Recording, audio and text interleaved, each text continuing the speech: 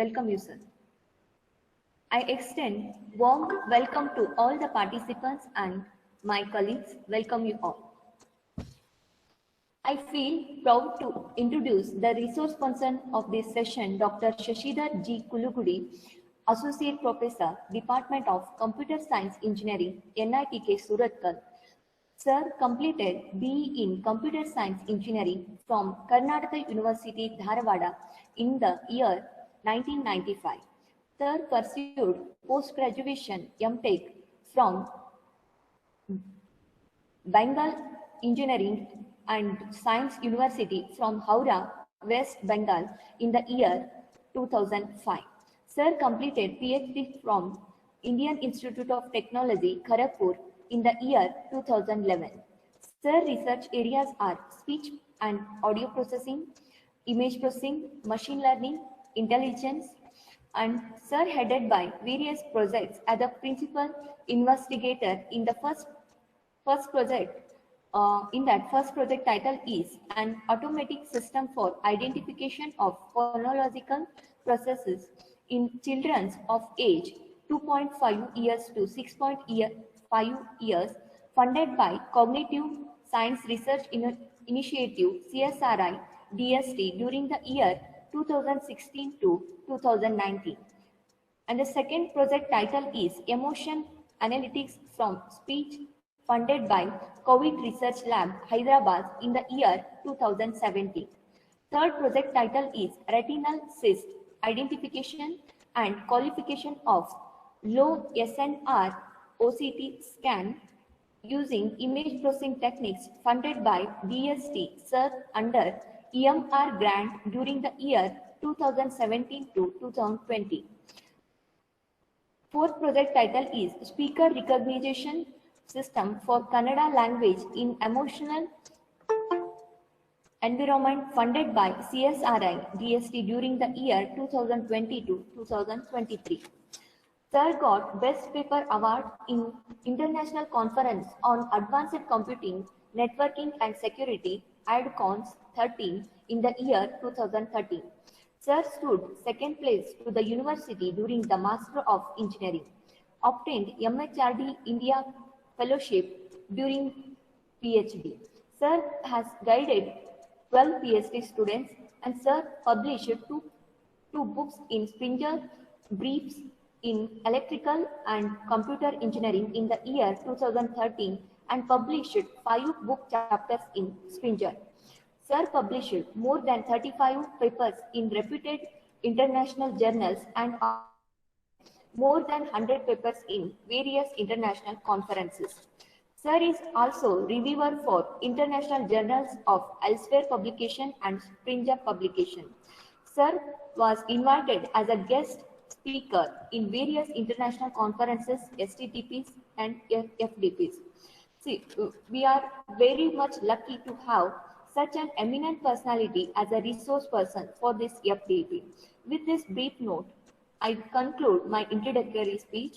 Thank you one and all. Now I request Dr.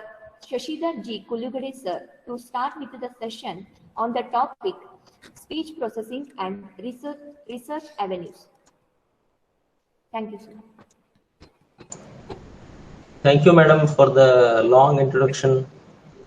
Probably the introduction was longer than my talk, it seems.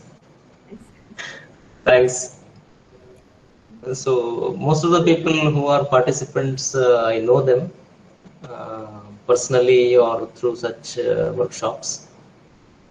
And this is the FDP. Before going to FDP, because of some technical problems, the beginning of this talk was delayed by around 5-10 minutes.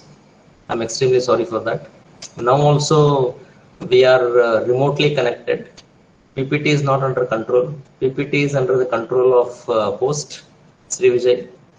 So I'm talking at the mercy of Sri Vijay.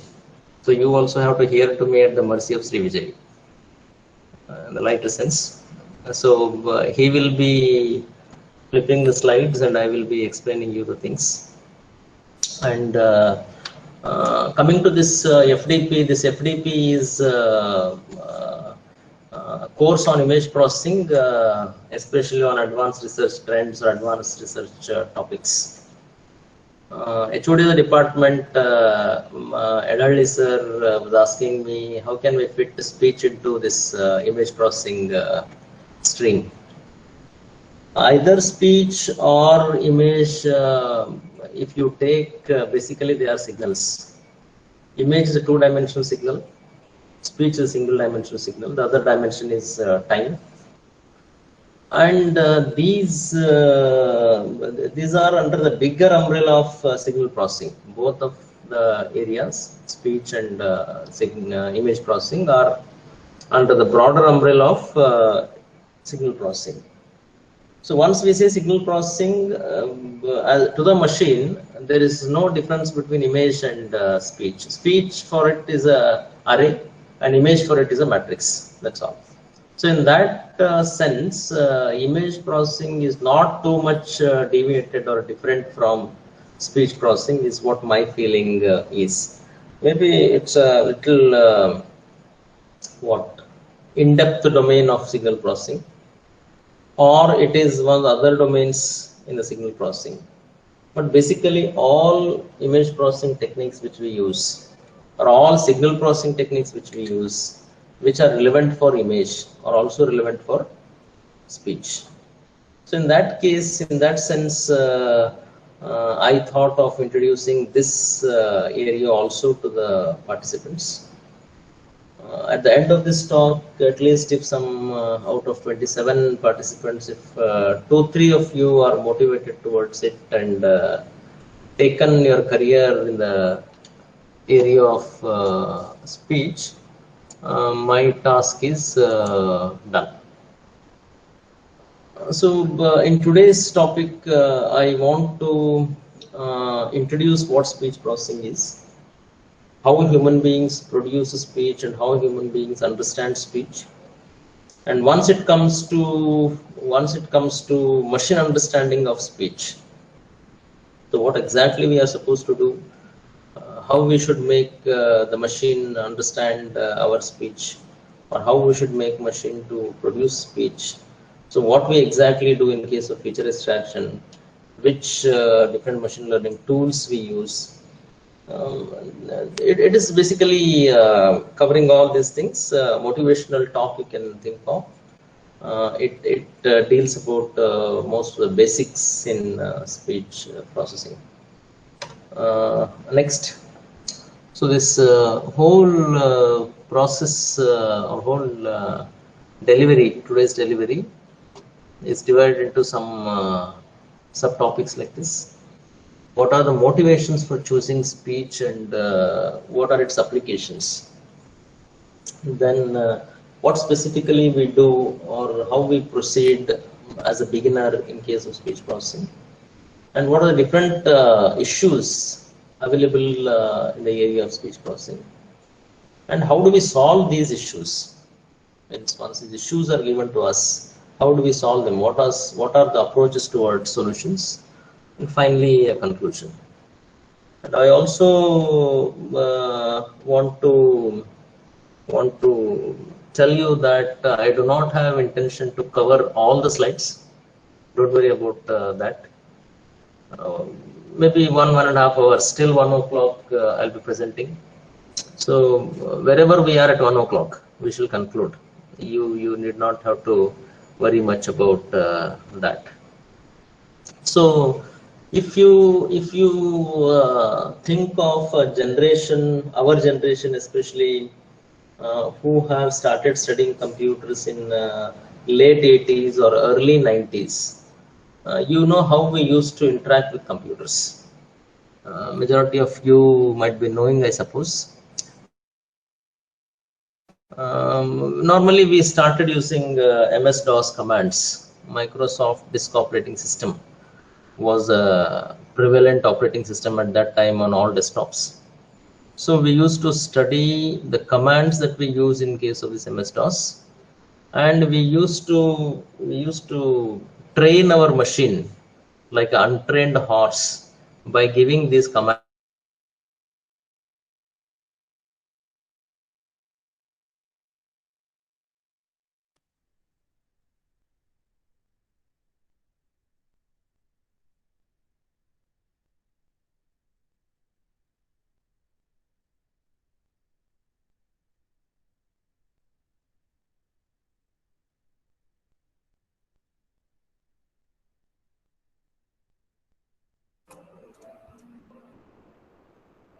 Hello, sir.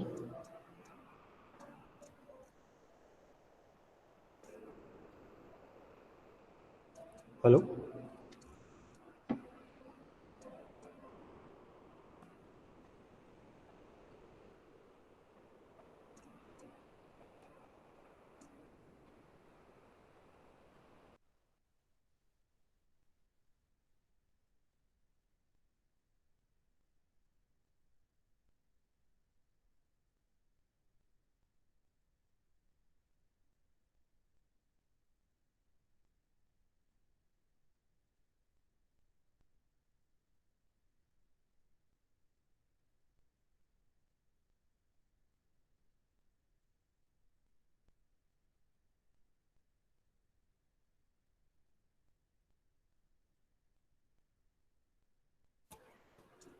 So I request the participant to hold on because I think there's some technical issue is there.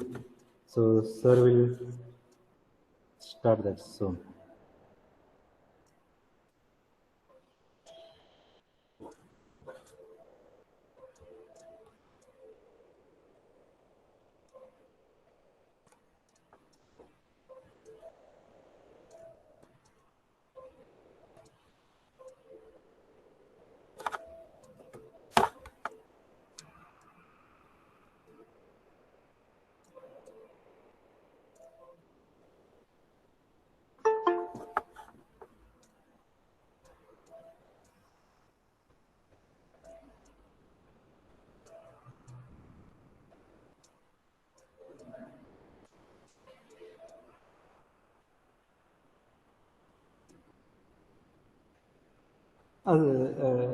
Left.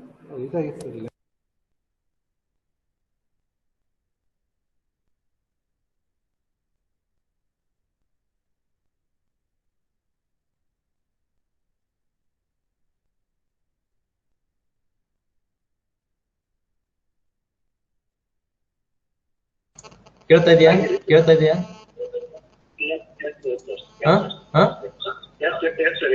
Okay, okay, fine. So those character user interface technique we used to use, and those who have practiced those commands, they know how difficult it is, and you need to remember the commands, you need to remember their format. If you do a small mistake, it's not at all possible for you to get the things all directory, complete directory name you have to remember, folders, files, hierarchy of folders, everything. So the interface with the computers was not very user friendly. You need to have a special training on that, and through that only you will be able to master the communication with the computers, which was not a right thing. Because communication was not very friendly.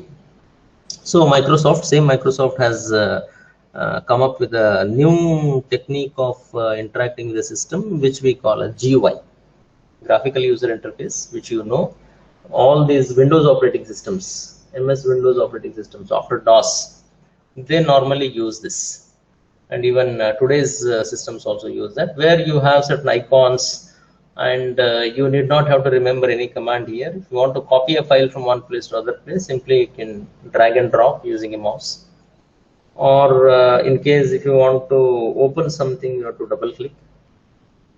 You have left click option, you have right click option.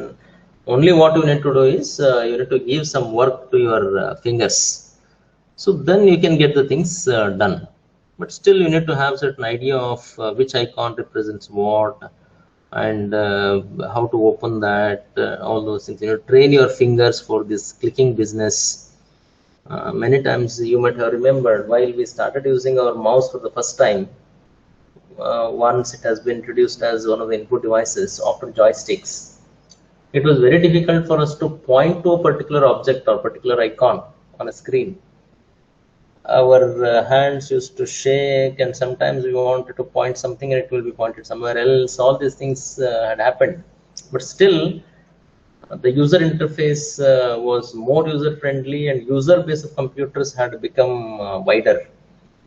People, not only experts, people starting from reservation counters in railway stations, to some manager in the very good hotels started using computers because user interface is more friendly.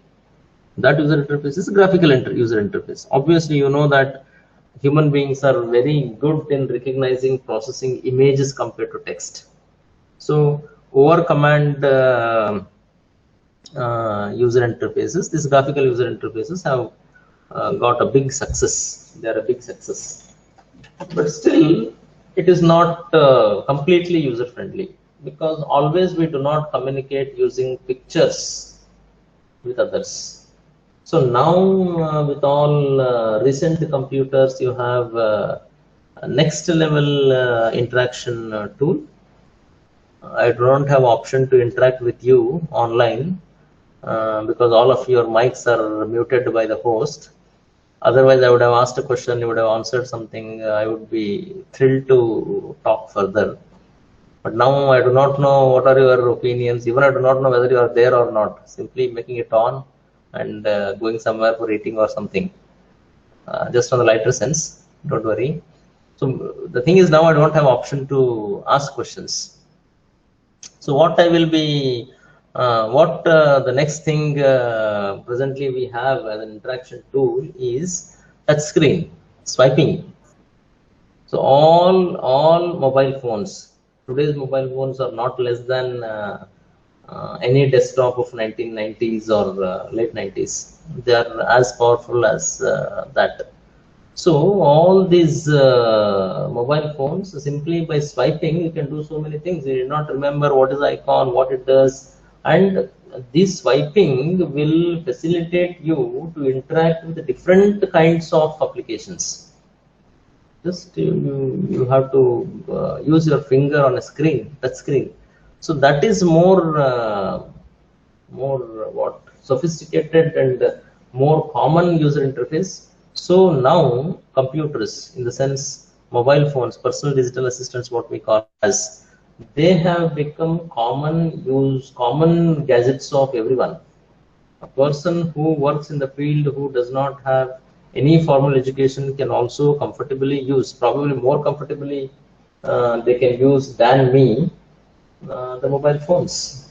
It is because ease in user interaction, ease in user interface. Can you think, or do you think any interaction mode which is more powerful than swiping?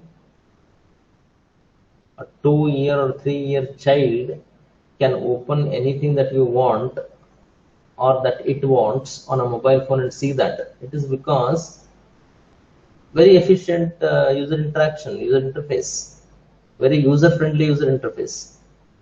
If I ask question, can you think of anything more user-friendlier than this? Probably, I do not know what's your answer, but the answer for that is speech. Answer is speech, because speech is a very natural mode of communication till today with human beings. I am much comfortable to convey my information through speech than text or than image or than swiping or whatever it is. Right? So some people, some emotional people say that speech is a very poor mode of communication, because they interact through their eyes, they interact through their feelings in eyes and through their feelings in the eyebrows, they interact through their body language, that is, they interact through their smile, gestures, postures. For them it may be true that speech is very poor mode of communication. Good, but till now the best known general robust communication scheme that we have with any human being is speech. So if your computer can understand the speech and it starts responding to you in the form of speech, then you can behave with your computer as if you are behaving with your friend, with your spouse, with your children, with your students. So easy communication, isn't it? So this is the motivation for doing all speech processing research or activities in this era. So next question is, till I say next, don't move, Sri Vijay. So the next thing is, why speech? Why do we think of speech? Speech is the most convenient, as since our childhood or since our birth we are trained how to speak and how to understand speech. Here no visual context required. You can keep doing something and still you can effectively speak, as you do while driving. You keep driving, you have to do it efficiently and effectively, isn't it? Otherwise it is very difficult. And still you keep speaking to your family members or friends who are there in the car. Means once you master this, you do not have to worry about or concentrate about eye-to-eye contacts or something. Visual contact is not required. So speech is good mode of communication. No special equipment is required other than a good microphone, which can capture every frequency signal that you have in your speech. And it can be done while doing other things. Speech communication can be done, or you can communicate with others through speech even when you are doing something. As I said, while you are doing the driving, you can instruct through phone your parents or students. Mother, while cooking in a kitchen, she can instruct her children to do something. So multiple things can be done. Multimodal operations are possible if speech is a mode of communication. And speech is very effective in case of common people because we do not need any special efforts to learn it, as we had done it in case of commands. We do not have to do it. So it's a very common mode of communication. Language may be a restriction, but I have to make my computer to understand the language in which I speak. So many issues are there: language, accent, emotion, so many things are there, but we can do that. So next slide, please. So now we need to think of what are the applications. What are the applications of this speech processing which will motivate us to work in this? So the first application, as I had discussed till now, is human-computer interface, human-computer interaction. It can be, the interaction can be more user-friendly if it is speech, obviously. And the next thing is we talk about our signature. What is the meaning of signature? Signature is a personal identity. I put my signature in a very complicated way because I do not want it to be forged by somebody else. So complicated signatures we put. By the way, it should not be very complicated that I will not be able to do it next time. Right? Signature is identification of a person. Sometimes these signatures, what we do at different time frames and using different pens, they do not match. In my previous college, my principal used to tell, morning once I start doing my signature, it is of one shape. The time I come in the evening, the shape and size of a signature is totally different. In the day, he used to put around 1,000+ signatures. So human beings are not very perfect at doing repeated things again and again. So doing repeated things will bore us. Once there is nothing new, we feel bored and we don't do it efficiently. Same thing happened to signature. Then people thought, can we use some other things as a signature of a human identification thing of a person? Then people thought of biometric signatures. Biometric signature means identification of a person through certain biometric traits, biometric properties. Your thumb impression is one such biometric property. Using your thumb impression, person can identify you. No one else on this earth has got the same fingerprint, same thumb impression as you have got, with such a big population, and each person has got 10 fingers. So you see, this was understood by our ancestors. If you see some 200-300 years old document where this term image processing itself was not known, people were also not literate, but their left hand thumb impressions were taken on very important documents like property documents, financial documents, and these kind of things. Means Indian people, I do not know whether the same thing was practiced in foreign countries, but Indian people have got awareness that thumb of a person is unique to his character or unique to his personality.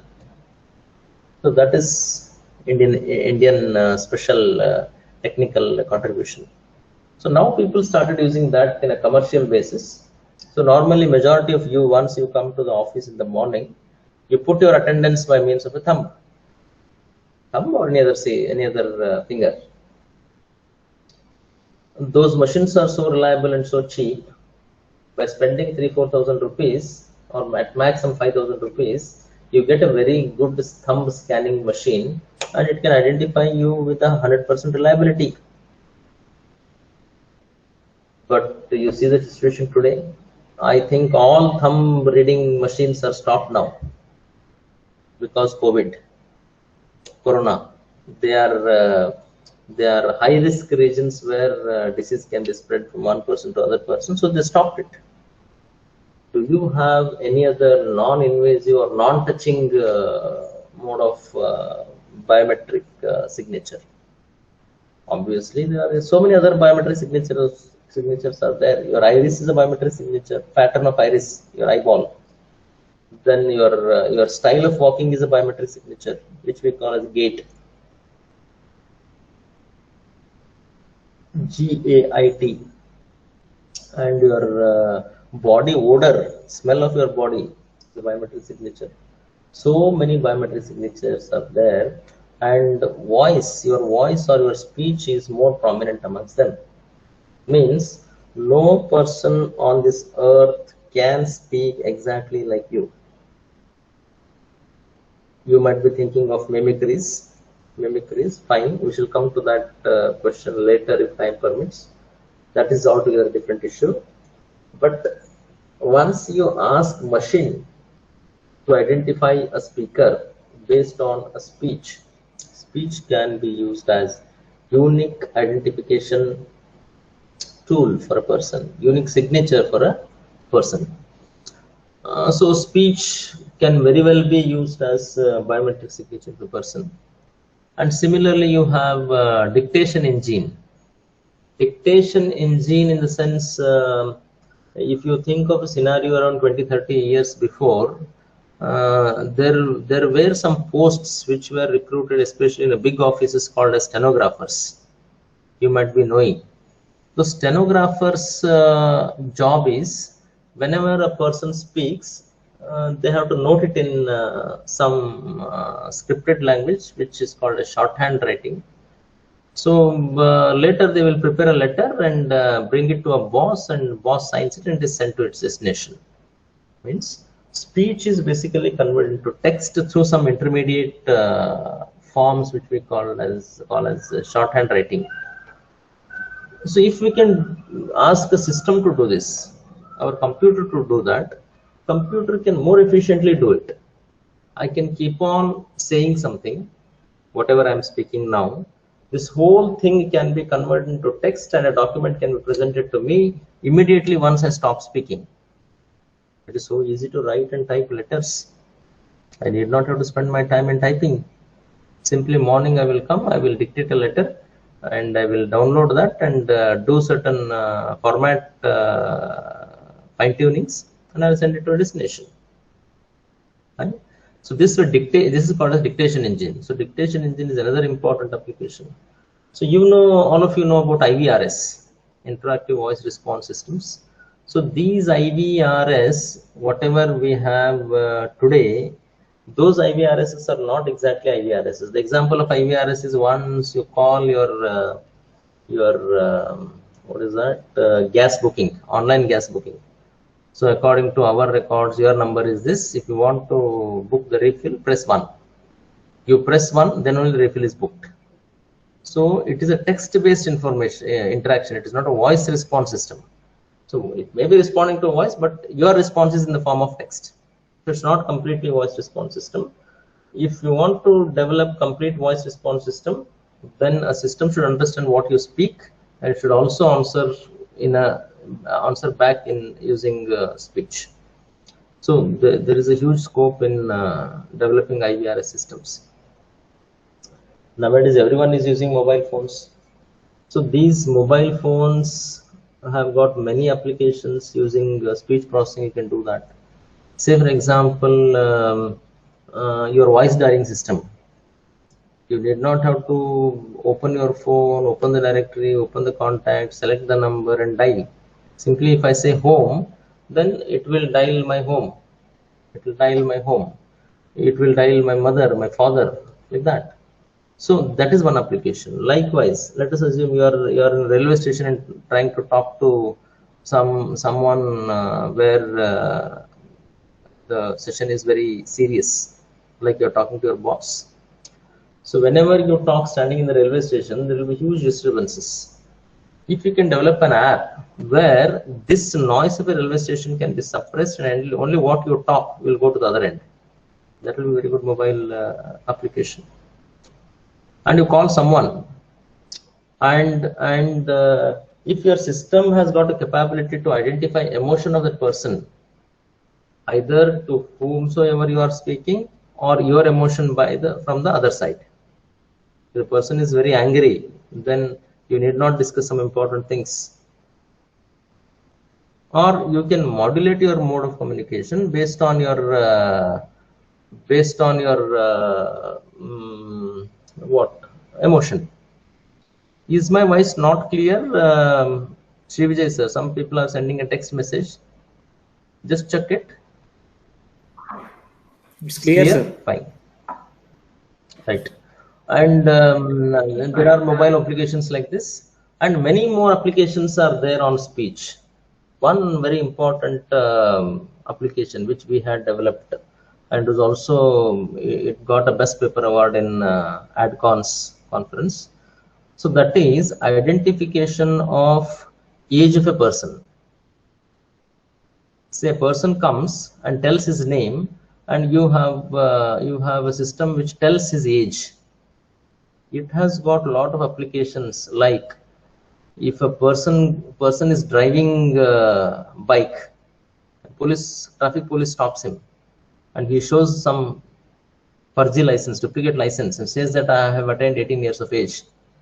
The police person can ask him to speak on a microphone or a phone. Just that app gives his age. If his age is less than 15 years, 16 years, 17 years, or 18 years, then necessary actions can be taken. Similarly, a person who goes to a polling booth to cast his vote with a Farji voter ID of somebody else, his brother or a sister, then he or she may be made to talk on a mobile phone and we can decide age. This is a robust system up to some vulnerabilities of 3-4 months. Means the system tells accurately age of a person within the tolerance limit of some 3-4 months, or at max some 6 months. So those kind of applications you can develop. So those will be very helpful. Next, so these kind of things will really motivate us to work further. Change the slide, Sri Vijay sir. Now we shall move little technical details. Speech signal is convolution of excitation source and vocal tract frequency response, which is modulated, produced from speaker's mouth. So most of you, if you are from the electronics background, you might be knowing convolution operation. You might also be knowing for any response there will be stimulus. Stimulus is a cause for this response. Somebody hears to this stimulus, then a response will come. Say for example, somebody comes and hits me on my face, then immediately I have a response. Either I will hit him on his face, or I will run away from that place, or I will do something. That action is for the stimulus which I received. Likewise, your oral cavity or a mouth is responsible for producing speech. It has to receive certain stimulus. That stimulus we call as excitation. That stimulus is an excitation, and this excitation is nothing but air that comes from the lungs. We'll discuss about that later. And this air which comes from the lungs and the structure of your mouth at that time, which has got certain response, frequency response, will be convolved to produce a speech. Convolution operation happens to produce a speech. Let's not worry much about this at this juncture. And speech appears to me, if it is plotted, as an acoustic waveform, PCM, pulse code modulated waveform. Just I have analog signal, take certain samples and store these samples as a digital medium, and that's a pulse code modulated signal. And speech is mostly a non-stationary signal. Non-stationary signal means it is continuously varying with respect to time. But once you see a filter section of our electronics, which we use to process signal, our filters are very efficient and well designed for stationary signals. Unfortunately, all real-time or real-life systems are non-stationary in nature. So in that case, what we do, we take a small portion of that speech signal, around 10 milliseconds, 5 milliseconds, 15 milliseconds, like that, and we assume that signal is stationary at that time, or producer of the signal, oral cavity, is stationary during that time. So that's called as short time speech analysis. Majority of the speech analysis by researchers is short time speech analysis, because we use filters which can process stationary signal. Speech is not a stationary signal. We assume a small portion of the speech is stationary and apply these filters which are very efficient in processing stationary signals. So that is the way we do it. Next. So this way, while we continue, the speech signal looks like this. Sri Vijay sir. Speech signal looks like this. I think if I move a cursor, can you see that cursor, Sri Vijay sir? Hello? Sri Vijay? No, sir. No, you cannot see, no? Okay, that's a problem. Fine. So this is a speech signal, and this speech signal contains certain cycles. They are not exactly cycles. They look like cycles, but there will be different. Cycle means which is exact. Sinusoidal cycles, sinusoids, cosine signals. They are exactly the cycles. So here speech signal is not a cycle like that, but it looks cyclic. It looks cyclic. So we call it as quasi-periodic signal. It's not exactly a periodic signal. It's quasi-periodic signal. Next slide.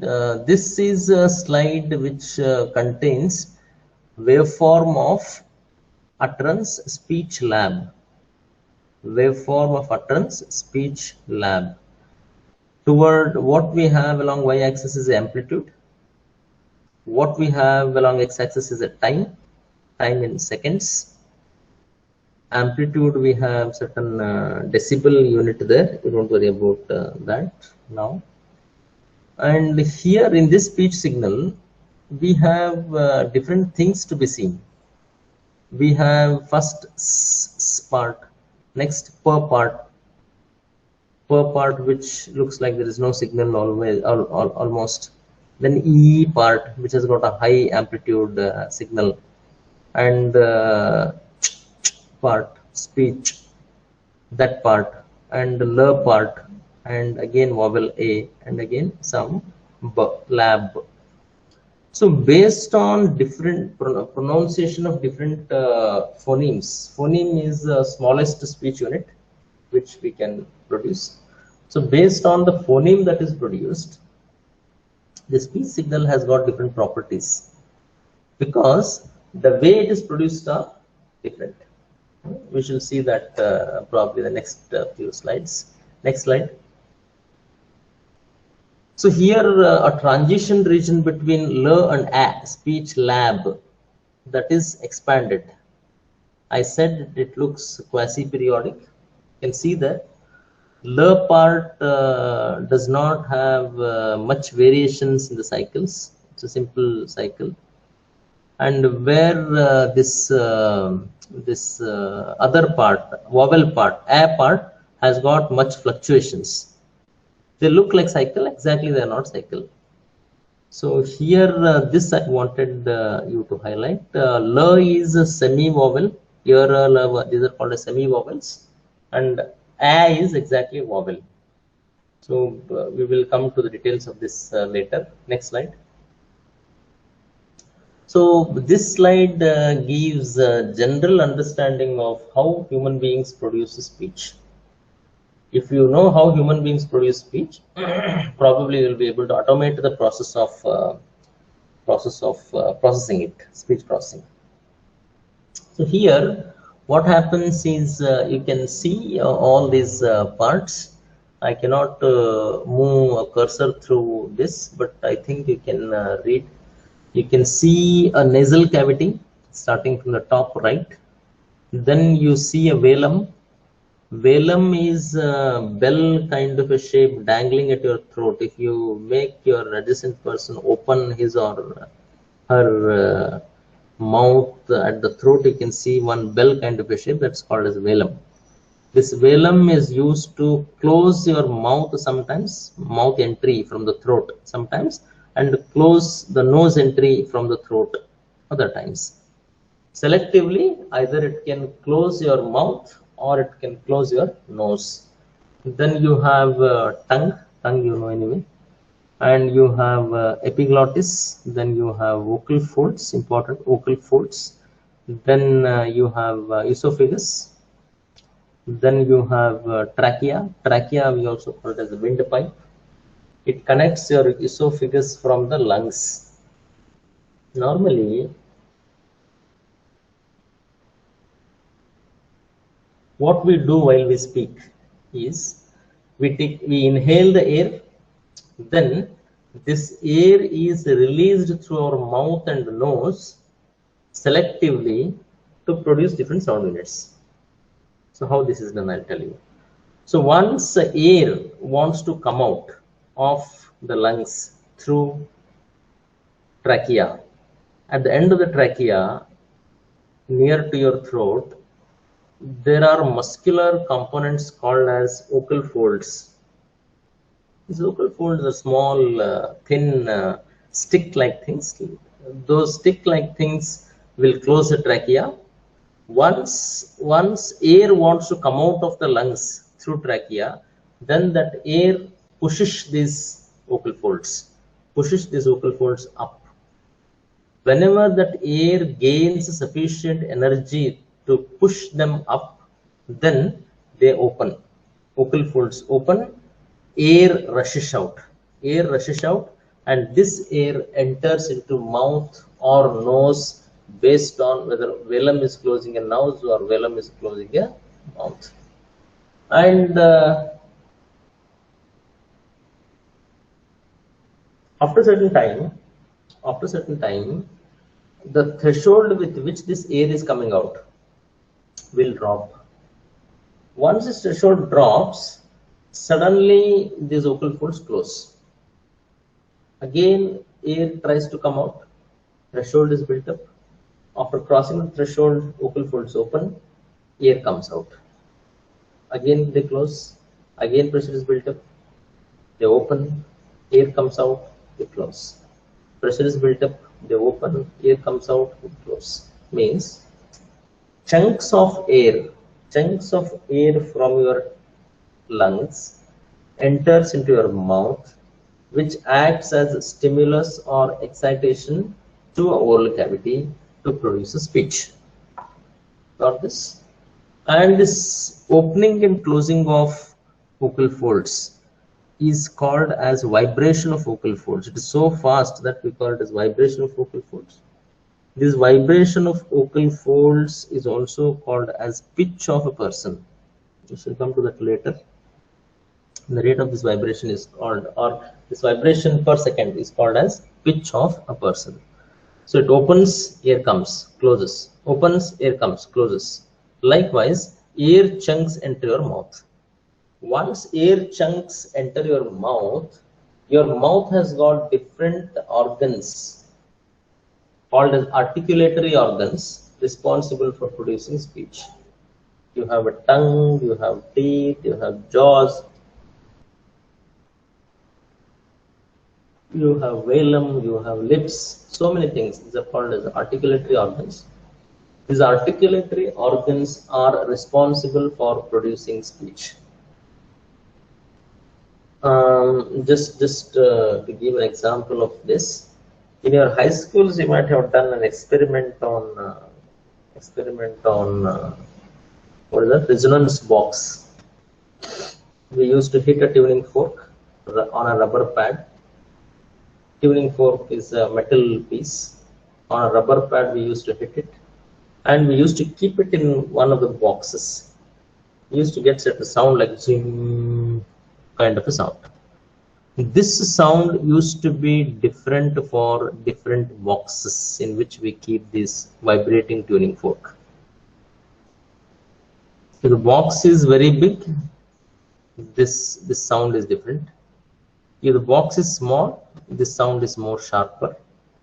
That kind of experiment we did in a physics lab. You might have remembered, probably in high schools or in our +2s, we might have done this. Means based on shape and size of the tuning of the resonance box, different sound is produced. That's the basic principle there. Similarly, once this excitation in the form of air enters your mouth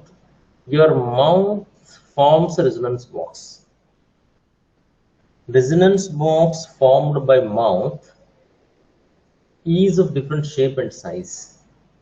Because of different shape and size, from this excitation or the air that is coming in, different sound units of phonemes are produced, which we produce while speaking. And to produce different sound units, the behavior of these articulatory organs is different. Say, for example, if I want to say p, I cannot say p without closing my lips. Can anybody in the participants pronounce p without closing your lips? I think at least for me it's not possible. Some ventriloquists do this, but I cannot do at least. Likewise, we have different behavior of articulatory organs while we produce different sound units. Fine. So for those things we shall come later. Now I suppose you have understood how human beings produce speech. This is only an activity of oral cavity. But before this activity, your neural activity should happen. Means, I want to decide first what I want to speak, which information I want to convey. I have to decide this first. So once that is decided, then I need to think of which language I should choose to communicate this information. So once that language is chosen, then I need to choose which are the words in this language which will effectively communicate this information to the listener. Words are chosen. Then these words are made up of these phonemes. So to produce these phonemes, how your vocal folds and oral articulatory organs should behave, that signal has to be sent to them from the brain. So then those articulatory organs move, then our speech is audible. So these are all the activities those happen. Next. So these things, once we see from the production point of view, we shall see from the perception point, how human beings perceive a speech. Next slide. So how human beings understand a speech.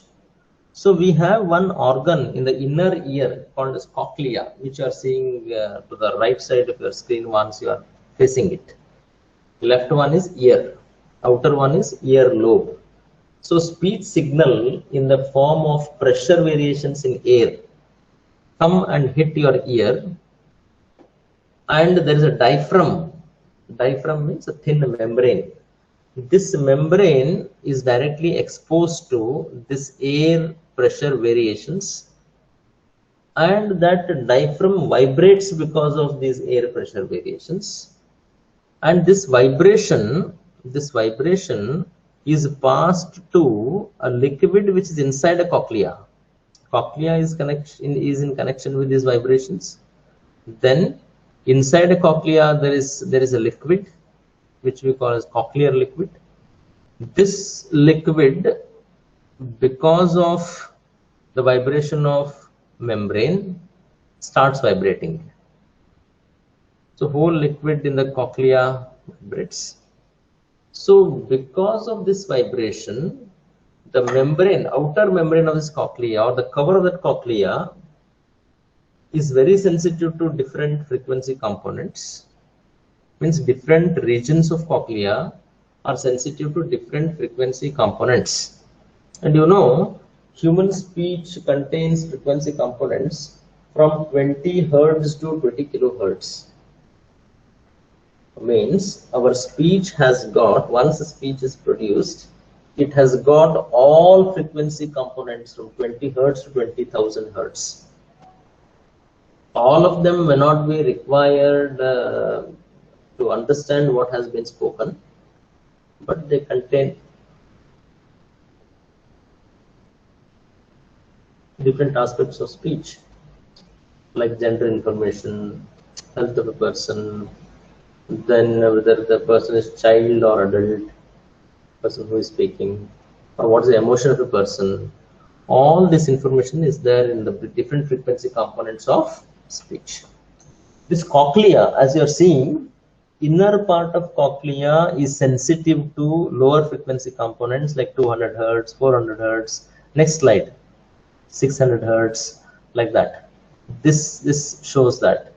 And outer portion of the cochlea is sensitive to higher frequency components, and outermost part of that ring will be processing or understanding 20,000 hertz. 20,000 hertz. Your phonetic information, just to understand what has been spoken, if you are able to process till 4,000 hertz, 4 kilohertz, that will be sufficient. Means if you record your speech signal at 8 kilohertz frequency, that is sufficient. Nyquist theorem, double the frequency of the signal. So your useful information is still 4,000 hertz. So if you record a signal with 8,000 hertz, that would be sufficient for you to process for the information of phonetics, what has been spoken, to know that. But if you want to have all other information, then you need to go for higher frequency components. So your cochlea senses what are the frequency components available in your speech. Those frequency components are sent to brain. So brain knows that this frequency component means this phoneme. There is some combination of some 4 frequency components which we call as formants. So if these are these 4 frequency components in this range, then that is this phoneme. It understands it in that way. Then it will decode that message and try to understand what the message is, in which language and what is the message. Next slide.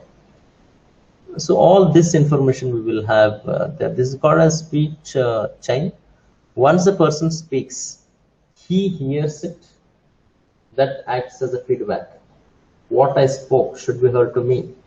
That acts as feedback. That's why sometimes once you say some wrong words, you immediately say sorry, because it is possible because of feedback.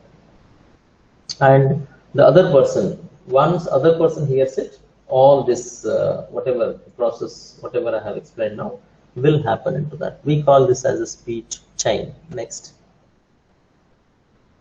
slide, please. So this is a block diagram representation of the same speech chain. If you see the first top diagram from the speaker's side, this also I have explained already. Message is first formed, then choice of the language is done, then using words, different words of the language, message is coded in the form of speech. Then neuromotor impulses make articulatory organs to move. It moves.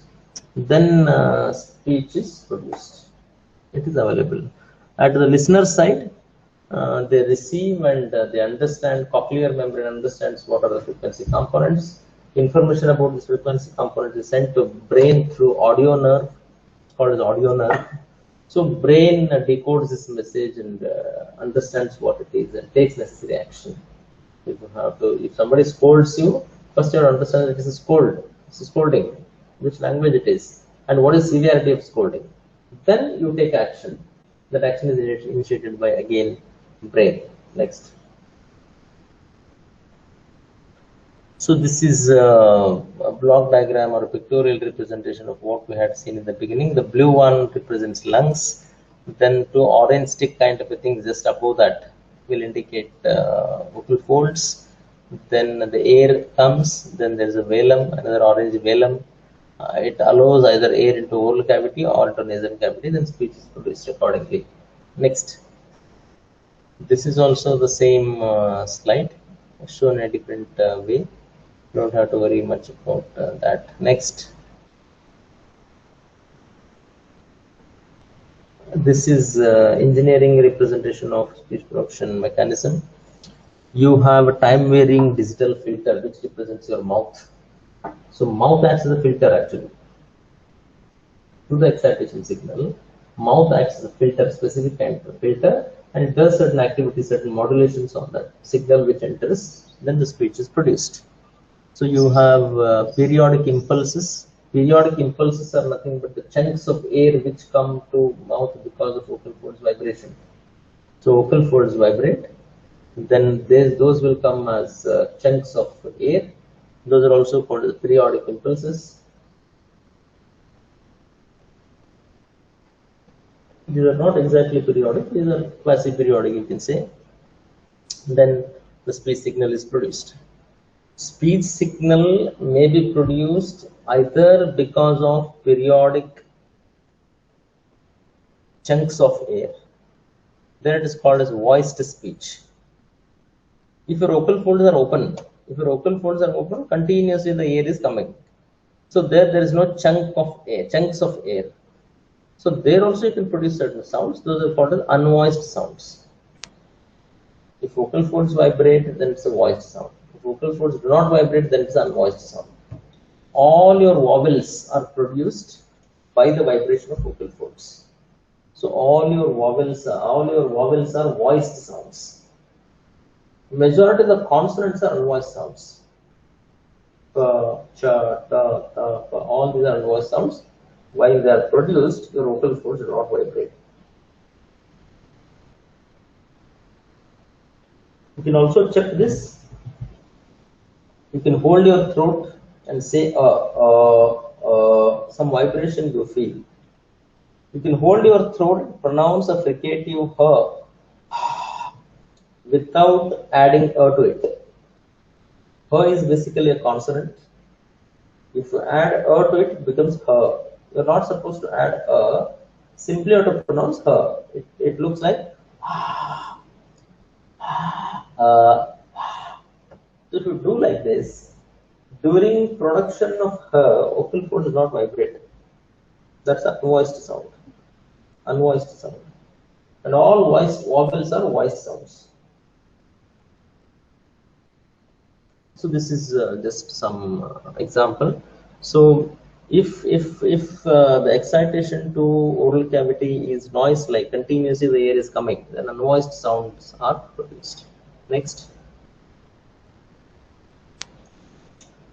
That's what I was explaining. You have different types of excitations. Voiced excitation means it's chunks of air coming from lungs because of vocal folds vibration. That is a voiced excitation. And I also was explaining before that without closing your lips, you cannot say p. Likewise, to produce different phonemes, we do this closure of oral cavity at different positions. Say, for example, if I want to produce k, then this closure will be at the throat, velar level, velum level. You can produce k, cha, ta, ta, pa, you can produce. You can produce by having stoppage at velar next retroflex level, next palatal level, next dental level, next labial level, lip level. So likewise, constriction moves from lower end of your mouth to lips.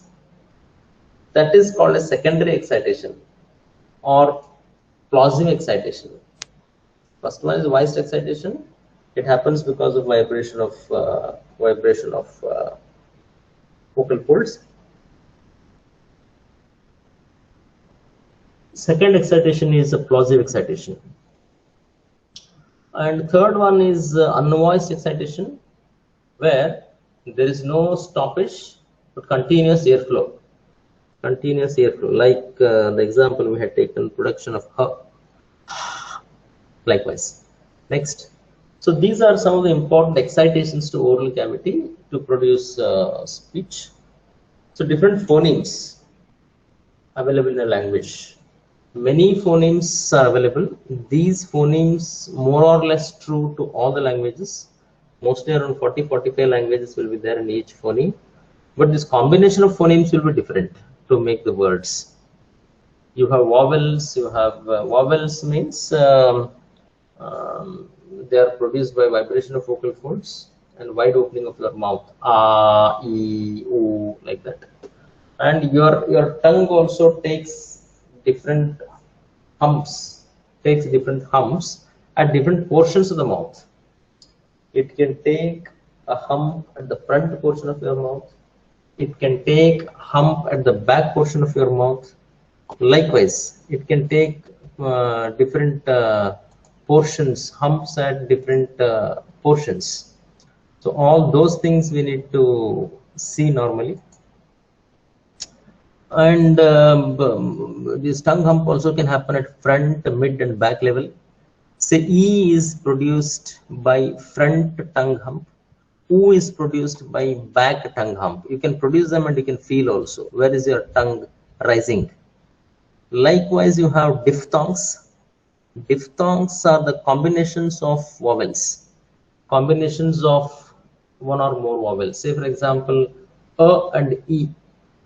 If you combine A and E, then we get I. A and O will form OW. So these are called as diphthongs. You have consonants. In consonants, you have stops, which will be produced by stopping the air in the oral cavity, like pa, ka, cha, all these things. Again, in them, there are voiced, happen because of vibration of vocal folds. Unvoiced happen without vibration of vocal folds. Nasal sounds which will happen because of running of air through your nose. Likewise, you have fricatives, affricatives, whispers, all these kind of things. These are the different phonemes available in any language. Our system should be capable enough to understand all these phonemes. Next. How vowels are produced? While vowels are produced, vocal folds vibrate, so they are called as voiced sounds. So quasi-periodic air pulses enter into your mouth. Then some opening will be there in the mouth. Through that, the air rushes out, and there will be a specific oral tract shape.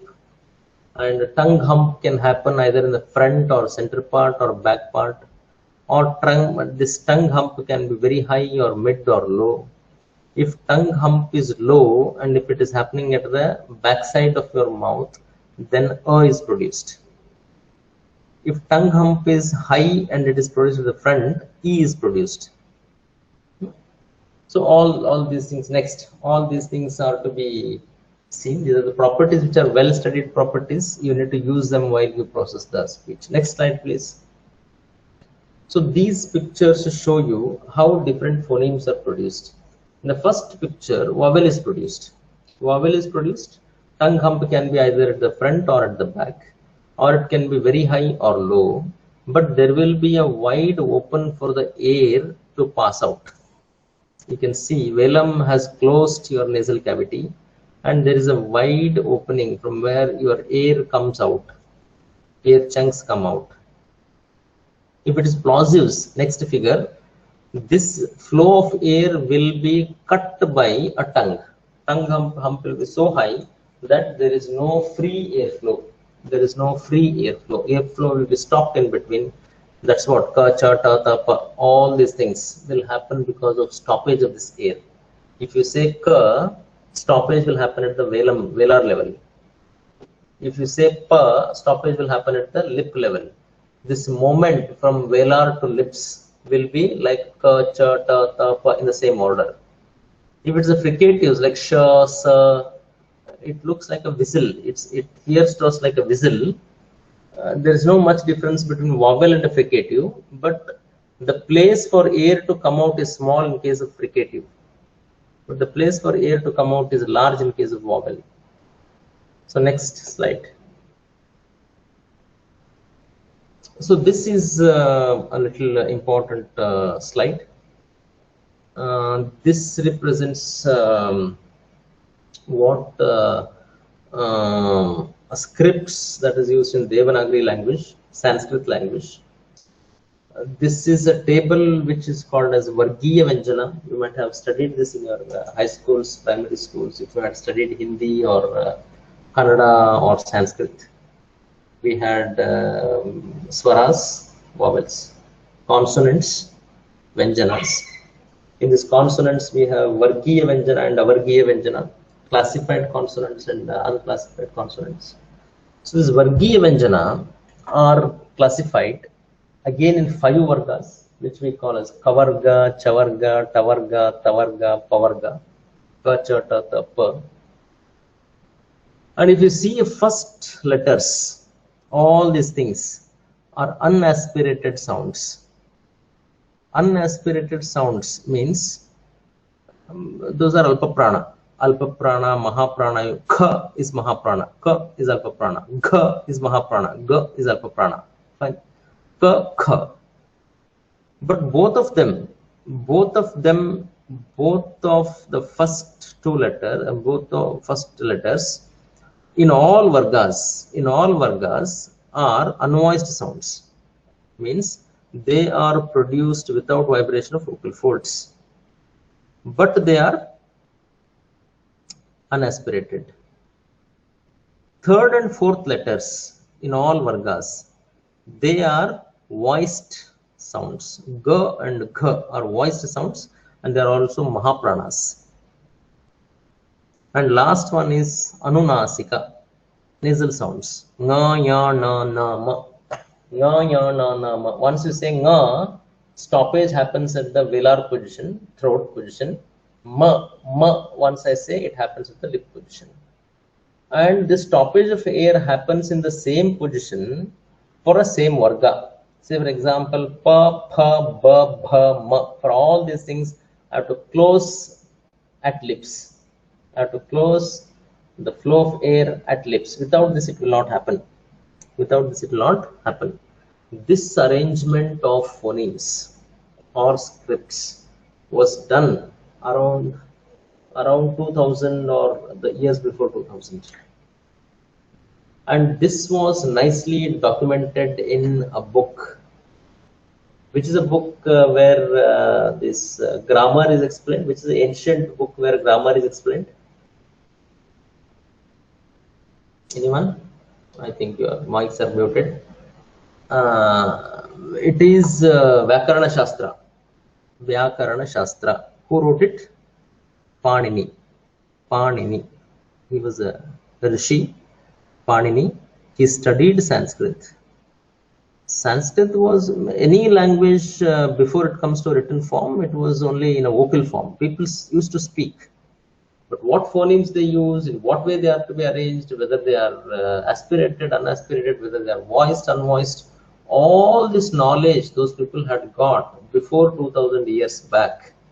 And he made this arrangement of phonemes in such a nice way that it's amazing. It's amazing. At least I cannot imagine this. Till today, if you ask why A, B, C, D, E are arranged in that fashion, why A comes first and E comes in the 5th position, that vowel, no one knows in English probably. Only it may be easy for us to pronounce A, B, C, D, E, F, G, that song or rhyme. So I do not know why people are using it in that order, but I can very clearly explain here on what way these are arranged. Similarly, the vowels are also arranged. A, E means once I say a, my tongue hum will be at the back side. Once I say E, the tongue hum comes first.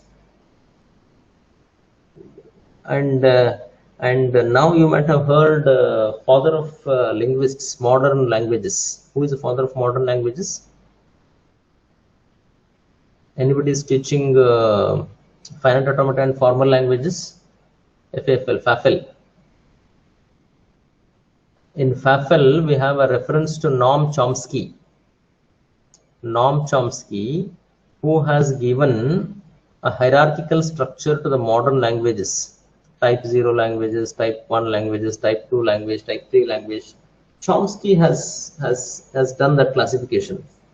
So we call Noam Chomsky as the father of languages. And he did it in 1950s, 50 or 51 probably. His first paper explaining this hierarchy of languages came in 50s. This which you are seeing on your screen had happened before 2000 years in India. Now, one more important thing is that Noam Chomsky in his 1950 paper, he referred this work of Panini. He referred this work of Panini's Vyakarana Shastra. Such a rich knowledge we have, but unfortunately we are not using this knowledge, and we are bent towards any foreign inventions, starting from dress, starting from food, everything. The dress, the food that we use is based on in which geographical part we are living. But in West, that is not like that. Let's not discuss all those things. But at least so many rishis were there in ancient India, which have done a research, who have done research in different areas and produced documented evidence for that.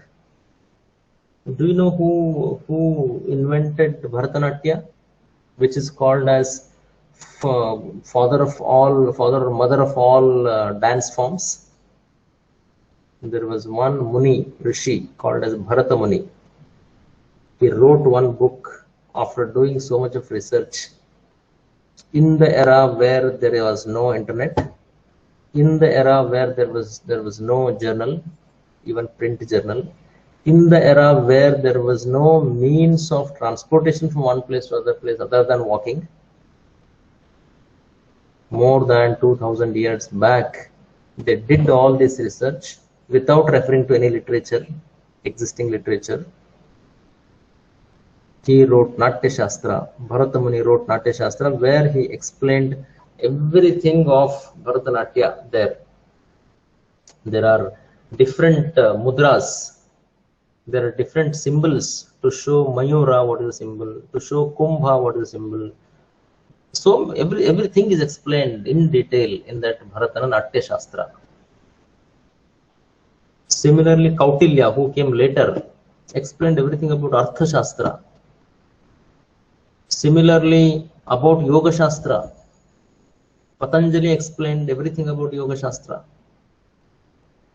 You see, if you do this asana, this organ of your body gets benefited. It's very easy to now say now in the modern era where you have MRIs, where you have CT scans, where you have X-rays, where you have so many equipments to study the brain signals, to study the heart functioning, to study the kidney functioning.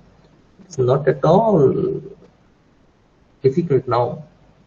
Still, we are struggling to do PhD to get one paper.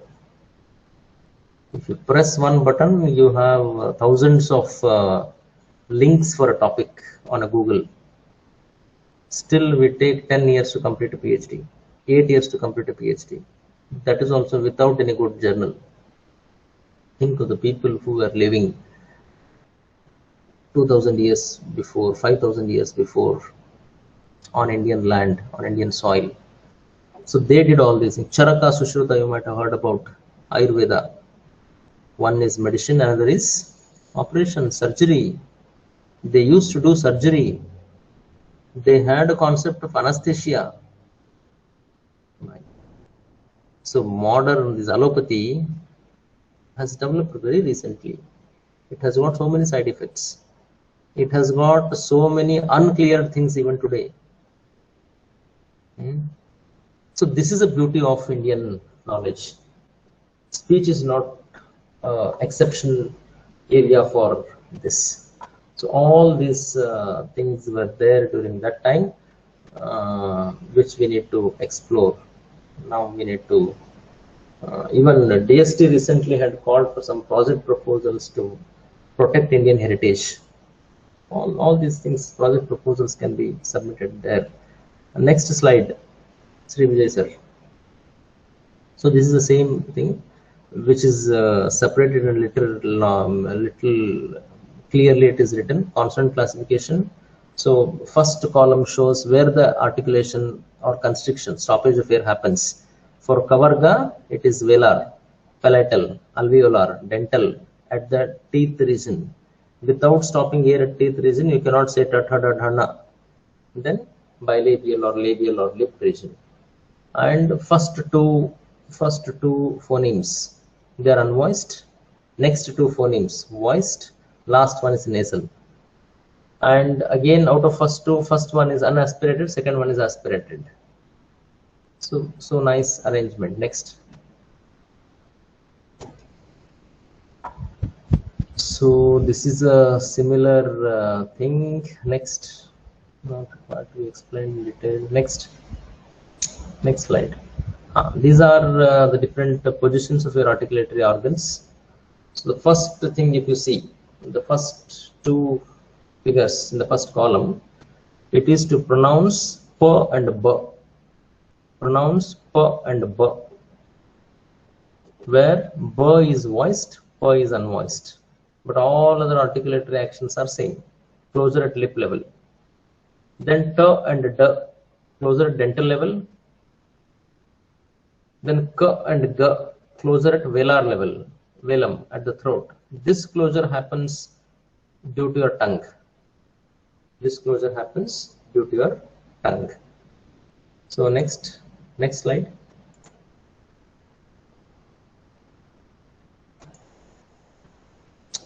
So these are again the same things, different phonemes. Next. Here onwards, little technical things start. Means how do we represent signal? What is sampling rate? And how do we process the signal? What are the different features? And I had promised you that it is 1 o'clock now. We should stop presentation. I will stop presentation from my side. If some questions are there, you can, I do not know whether you can speak or not, but you can text it to your organizer. Text it to your organizer. 1 or 2 questions or even more questions I want to answer if there are any questions. But anyway, I want to thank the organizers for giving me an opportunity to share my ideas. This can be a little repetition also if similar talks of mine if you had attended in previous sessions. But I try to change the contents a little bit. Slides are same, but my explanation is a little different. Probably the next contents will deal with the issues and the solution to those issues and all those things. I suppose this introduction has ignited your interest to continue some research in this field. Hope at least someone will come forward. If you are really interested to work, you are also welcome to NITK. You can come and work here. You can call and you can ask me, but you should work. There is no substitution to work. You have to work. You should do that. Then only you will get something. Thank you for your patientful audience, all of you.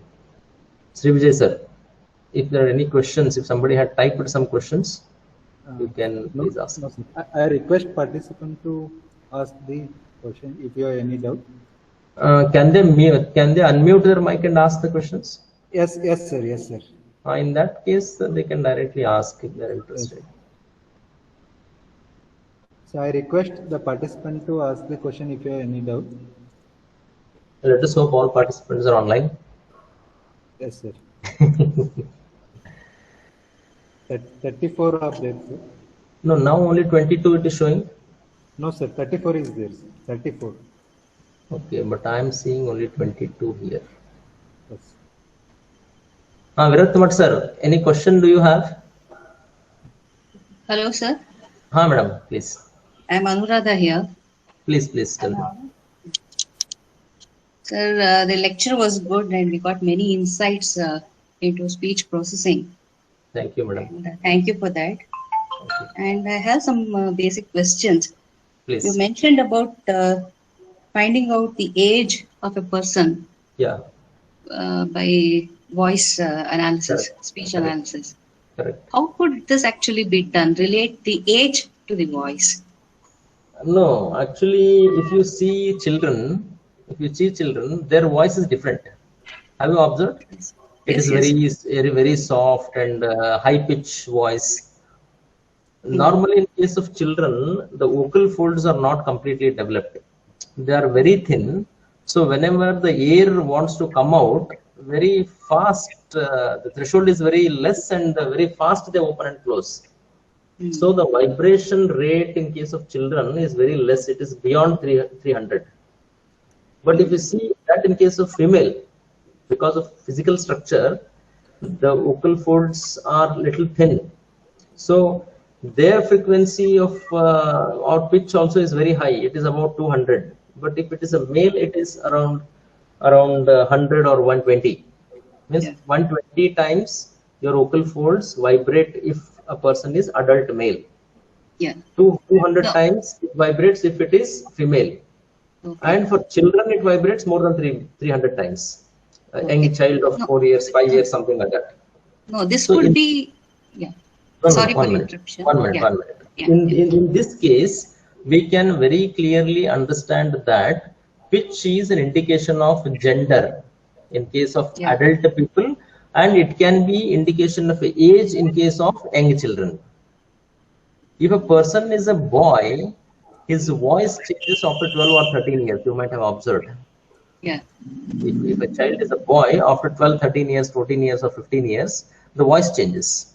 Voice changes, we say that it is because of hormonal changes, the voice changes. Whatever the biological reason may be, this change in the voice is because of change in the frequency of a pitch. And that we can encash.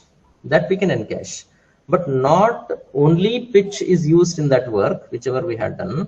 There are so many other features which we can extract from the speech. Yeah. So and that was the main thing that I wanted to know. See, because for gender classification, definitely between male and female voices, you can identify because of the frequency levels that they contain. Correct. And to pinpoint the age of a person, I'm still not understanding how exactly it can be done. Because some people, even if they are aged, their voice looks very young, sounds very young. No, some is always exception. Once you say some, it is not generalized. For very few people, some exceptions always we observe in case of live systems. Human being is a live system.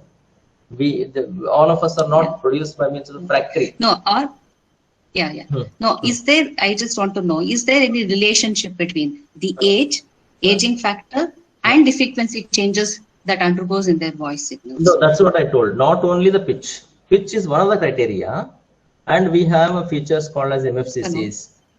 Hello, am I audible?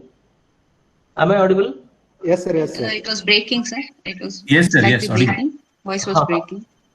Now, madam, Anuradha madam? Yes. Yes, the pitch is not only the feature, that's one of the criteria, but we have other features like jitter we have, shimmer we have, because as the person grows, there will be some changes in his oral cavity. The length of the oral cavity of an adult person is 17 centimeters, where in children it is 11 centimeters. And this 17 centimeters is attained at the age of 25, 26 or something. And after that, the maturity of the activities of this oral cavity happens.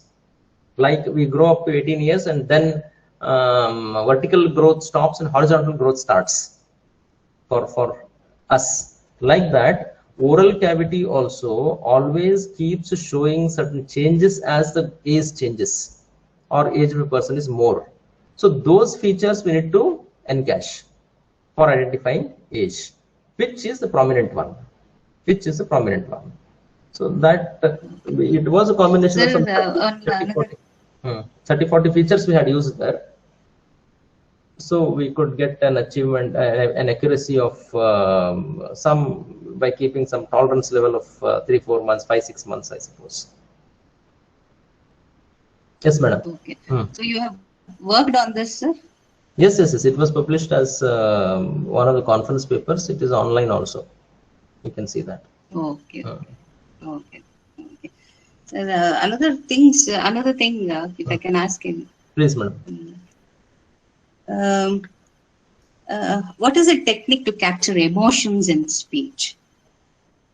Is it possible? Yeah, it's possible. My PhD work is on emotion recognition from speech. I have 2 books on that, 2 Springer books published on that. And basically what we see is we have feature extraction at different levels. One of the levels is prosodic level. Prosodic level means I extract features from the speech signal from the longer speech segment. I was telling short time speech analysis like 10 milliseconds, 5 milliseconds, that is short time analysis. But emotion can be extracted from the long term analysis, means we take a speech of 2 minutes, 3 minutes, half minute, 1 minute, like that. And we try to extract certain information like intonation. Intonation means a pattern, the pitch changes. What is your name? If I ask like that, it's a question. My intonation changes as if I'm asking a question. My name is Shashidhar. This is an assertive sentence. So pitch profile while I say assertive sentence is different. It's called as a flat pitch. And pitch profile while I ask a question is different. Similarly, if I'm anger, then the loudness of my voice increases. And pitch value also increases. Sometimes my voice shivers. All these factors which we capture from the longer speech segment can be encached to identify emotions. If you are very sad, then the speech rate is very slow. We cannot be very fast, or we cannot be speedily speaking while we are sad. If you are happy or if you are anger, you can speak fast. But if you are sad, words come very infrequently, and it will be very slow delivery, slow discourse. Some sobbings will be there in between. So these kind of things we have to encache, but we have to work at the signal level, very lowest level of the signal we need to work. But definitely it can be understood. Around 80-85% of accuracy, very easily we can access, or we can identify emotion of a person, but not all emotions. I worked for 8 emotions. But 6 emotions are recognized as basic emotions. Like you have anger, you have fear, you have sad, you have happiness, you have disgust, neutral, these kind of emotions. These clearly distinguishable emotions can very easily be identified. You can give all these things as small projects to your BTech students, MTech students, and you can ask them to work on that. Those are very simple, and you can get that. Yes, madam. Yeah, very nice, sir. Thank you. And the very last question, I don't know, because I want to, because you are an expert, and I think this is the time to ask. Please. As I understand, I have not worked much, but I did just made my students work on gender classification. Okay. That's all. Yes. With speech, using speech. Apart from that, what I have basically thought of is speech processing is primarily carried out in the frequency domain. Whatever I told now is long-term analysis, no? Long-term speech analysis, that is done at time domain. In the time domain. Okay, that's what I wanted to know. So how in the time domain, how the things are carried out here? What are the features that you would look at in the time domain? Time domain How would features it are not highly reliable. They're not reliable Mm. because they change, because so many other things will influence there. Mm. Frequency domain information is normally used for a serious, any serious task of a speech, like speaker recognition, speech recognition, including emotion recognition. But I gave an example of time domain analysis because very easily we can recognize there. Even those mimicries, what I told, those the people who are mimicking the other voice, they modulate only these time domain changes. They cannot do the frequency domain. Frequency domain machine can understand very well because it's a quantitative analysis. Time domain is a qualitative analysis. Human beings can understand it and mimic it very easily. But there are time domain signals as well, time domain features as well. Okay. Okay, sir. Thank you so much. Thank you. Yes. I learned a lot. Thank you, madam. Thank you. Thanks a lot. Sir, Yeah, Dr. hello. Professor is asking. Hello. Yes, please. Hello, sir. This Yes. is Sudesh speaking from Vidyavardhaka College of Engineering. Please. I had a good session, sir. Very informative it was. Thank you. I have one general question Hmm. that is regarding deep learning techniques. Hmm. On which deep learning techniques that we can reliably depend for image classifications as well as the speech recognition problems? Is there any particular techniques for image or a speech like that? It's a general. No. Normally, once you say deep learning, Sir. performance of a deep learning depends upon architecture of the neural network that you use. Okay. Means how many neurons you are using in each layer, how many layers are there, and what are the activation functions you are using in each layer, and are you extracting features and giving them as an input to neural network, or you are giving the image directly. All these are the things which play a role there. So specifically we cannot say that CNN will work best, or your like we have so many things there. RNN is there, recurrent neural network is there, and LSTM networks are there. Specifically we cannot say. Maybe the field has not matured enough, or people are working on trial and error basis. Even ResNet and all which you see for Google Images, that also is a very specific architecture. They tried many architectures and they said that on this data set, this architecture is working fine. Again, if the data set is changed, architecture has to be changed. Because if you freeze one architecture, that neural network will not work equally well for all data sets. Okay, sir. Sir, one more question is there any common techniques that will be useful for speech recognition and image classification? That is, all available deep learning techniques can be used for both image as well as speech, right? Yeah. Okay. So once we say common techniques, it is for any signal we need to have certain pre-processing techniques, which everyone will do. It removes noise and fills some unavailable data, and it highlights the edges in case of image. Something of that kind will be done. By pre-processing a signal, the outcome of a signal processing unit will be good, because directly the signals what you capture from the real world scenario, they are with a lot of drawbacks. Either there will be a noise, or there will be a device influence on that, or there can be so many things. So if you pre-process them using some common techniques, those pre-processing techniques will give you some good results. Noise removal is one such pre-processing technique, which can be used everywhere. And later, what you have to do is you have to statistically study the data which you want to process. Yes. So based on properties of a data, means what's the correlation between data, and whether your data is skewed, or what is the distribution of data, is it randomly distributed, or is it Gaussian distribution?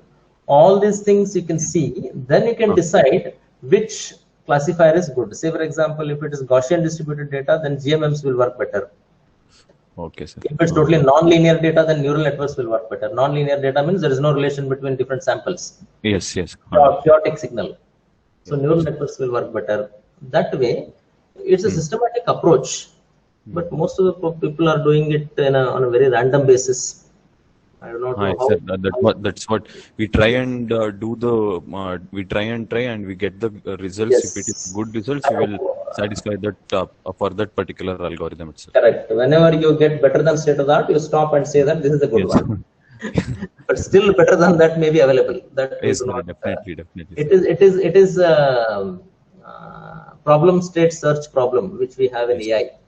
We are blindfolded and we are asked to search something. Whenever we get something which is better than already existing one, we say that this is the ultimate one. This is the global optimal. But still, it is not a global optimal. It may be a local optimal. Still, we need to search. Yes, sir. Correct, sir. Right, sir. Okay, sir. Thank you very much, sir. It's a very informative session. Thank you, sir. Thank you, sir. Thank you. Sir, Dr. Tosi sir is asking. Please, sir. In speech processing, if you have multiple signals from single subject, what are the techniques to correlate them while processing?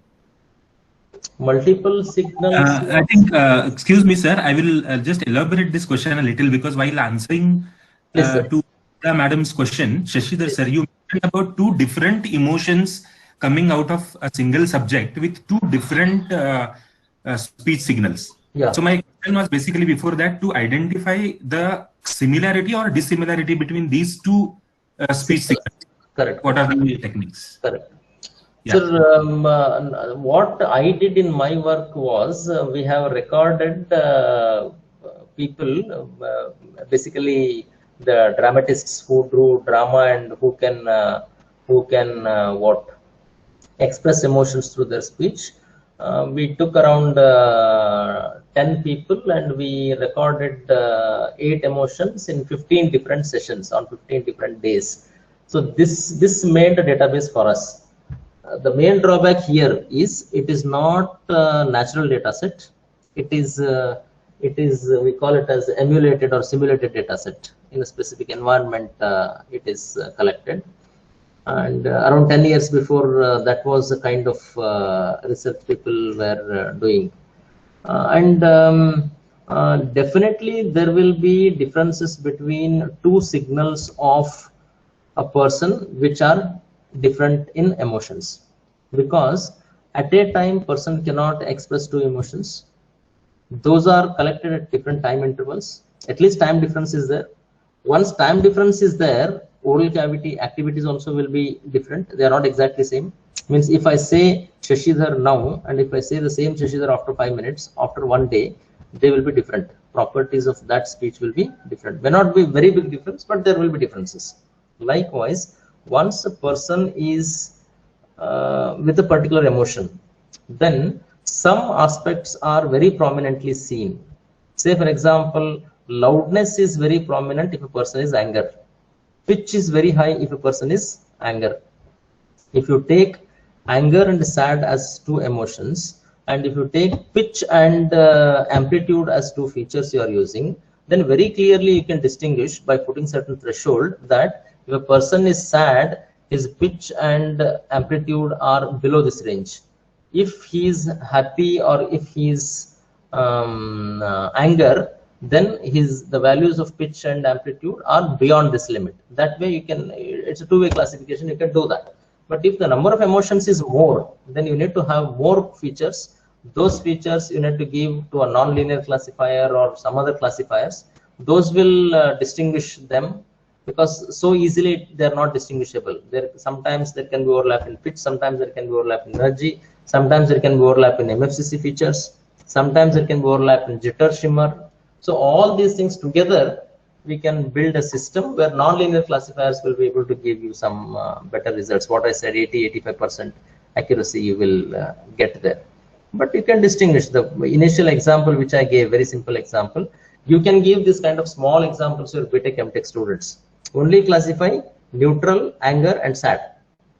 Let them collect, let them read the literature and whatever data they want to collect, let them collect. Nowadays, there are some free data sets are also available. They can contact me also if they want to seriously work. And there are, let them study literature and extract the features and do only three-way classification. that should be at least 90-95% accuracy or 100% accuracy. That will be a very good work. Yes, sir. Yes, sir. Thank you very much, sir. Right, sir. Thank you, sir. Yes. Sir, Deepthi madam is asking that do we have a standard data set for speech processing? There are so many data sets. Hundreds of data sets are available. Some competitions they are conducting. TIMIT is one data set which was collected long back. TIMIT is collected by Texas Instruments and MIT, Massachusetts Institute of Technology, and Texas Instruments. While they started the speech research around 30-40 years before, they collected this TIMIT. TIMIT can be used, but I think it is not freely available. But there are many other data sets. You can take them. Okay, so Snehalata madam is asking, can speech recognition can be used for attendance in the schools and colleges? Speech recognition can be definitely used for attendance in the schools, but in Indian and majority of the countries, speech is not used as witness in court. In a court of law, if you want to produce somebody's speech, say that this is a person, this is a speech spoken by a person, and he said that he will give me a job, and he did not give me a job, means it will not stand hold in the court in Indian context. Similarly, if somebody says I was present and it was marked as absent, then we will face a problem. But on experimentation basis, always you can do that and see what is the accuracy you get. Definitely, that's a good work if somebody does it. Okay. Yes. Sir, good afternoon, sir. Sir, please. Sir, Mahadev Swami from Vidyavardhaka College, Mysore, sir. Please, sir, please. Sir, for example, if we take speech recognition in Indian language, particularly Tulu language, sir. Tulu language, fine. Sir, what is the beginning point, sir? From whether we should start with vowel recognition or that kind of small works you can do, because speech recognition is a very, very big work. You need to collect a huge database for that, and you need to design a system with a lot of parameters. Google speech recognizer you might have seen, still it is not very efficient. They might have used thousands of hours of data. yes, sir. So in the beginning, to develop speech recognizer itself would be very difficult, but vowel recognition, these kind of things can be done. Emotion recognition, for emotion recognition you did not have to have very big data set. Yes, sir. 1 or 2 hours of data set would be fine. Yes, sir. Those kind of works you can start with, and you can also write DST proposals, project proposals, because there are some schemes where they will fund on some work on rare languages. Tulu is one of the rare languages, very few people speak that. So Yes, sir. do that. You can submit a proposal. Sir, one more question, sir. Yes, sir. Sir, if we take features, sir, we have MFCC and PLP and also DADIC PWP features. Correct. So on top of that, if we are doing any improvements in the feature extraction state, Oh. what is the idea, sir? No, MFCC features are used for any and every speech task. Yes, sir. Any paper you see on any speech task, first baseline system they develop is using MFCCs. Okay, sir. So on top of that, they use some new features which will improve the performance of MFCC, and they say that these are the contributions of my features and they are doing well. Okay, sir. So that technique you also can use. First, you develop any speech system using MFCCs. Then based on the task you decide what are the features you want to extract. Say for example, if it is emotions, then you need to have a prosodic or long-term features. If it is age identification, then probably you need to use excitation source related features, means your vocal fold vibration related features to improve the performance. Likewise, what do you want to do? Based on that, you can decide which some additional features you can add. But the physics of that you should know. Means what I'm doing, what way the speech is produced, what are the differences in those speeches, that you should know. Only from that region you have to extract certain features and add to the existing list of baseline. Then there will be some improvement in the system. You can show that that is a contribution. Okay, sir. Sir, one more question, sir. Yes, sir. So if you have a algorithm which is giving slightly better results compared to the conventional techniques, so how can we bring that as a ASR product in the Indian context? No, What are the challenges? ASR is very difficult. ASR is very difficult because ASR depends on size of the data set, which language you have chosen, what algorithms are available. On so many things, it depends. And if you algorithm means either you can use new classifiers, Yes, sir. or you can use new features. Okay, sir. By using new features or classifiers, if the performance is improved on the same data set, Yes, sir. then you can claim the credit for that. Okay, sir. Is it this question you have asked or something else? Yes, sir. For example, if you have a algorithm that is giving better results, and can we, our conventional features only, MFCC only, how can we, for example, we have Google Alexa, sir.